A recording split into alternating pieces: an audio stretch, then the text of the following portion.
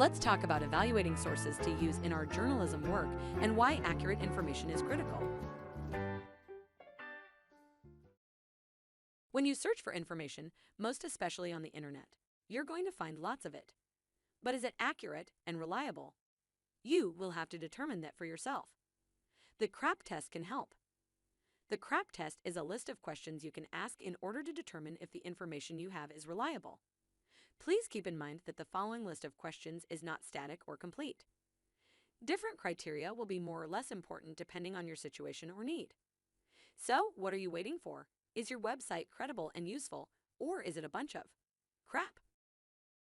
C is for currency and the timeliness of the information. Consider things like when was the information published or posted? Has it been revised or updated since then? Is this information current or out of date? And are the links functional? For instance, you wouldn't want to report only information on a news story from 3 days ago if things have changed and been published since then. Relevance is the importance of information for your needs. First, consider, does the information relate to your topic or answer your question? Who is the intended audience? Would you be comfortable using this source in a research paper? And have you reviewed other sources before determining this one to be the best? Finally, consider, is the information appropriate for your needs? Meaning not too basic and not too advanced to understand. We wouldn't want to post scientific data, for instance, without explanation because our audience might not understand it. Evaluating a source by its authority asks us to determine the source of the information. Who is the author, publisher, or sponsor of the information, and are they credible? Is it a known university vetting the information or a random.com commercial site? What are the author's credentials? Consider this. Do you think medical advice is more credible coming from a blogger with no known expertise or from a medical doctor? One of the best ways to determine the author's credentials is to find the About page or section of the source.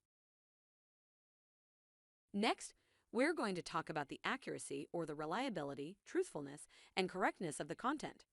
Some things to consider are, where is the information coming from? Is it supported by evidence? Has the information been reviewed or referenced? What if you read a bunch of statistical data that makes a point you want to use but the data has no source or reference? Should you use that information? Probably not, as it isn't clear if it is accurate and could lead to spreading false information.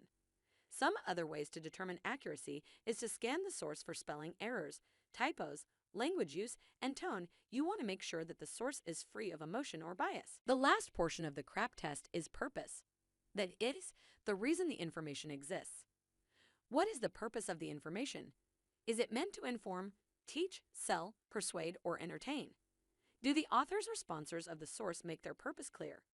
Is the information fact, opinion, or propaganda? Does the point of view appear to be objective and impartial? Are there political, ideological, cultural, religious, institutional, or personal biases? The website's About page can help determine many of these factors.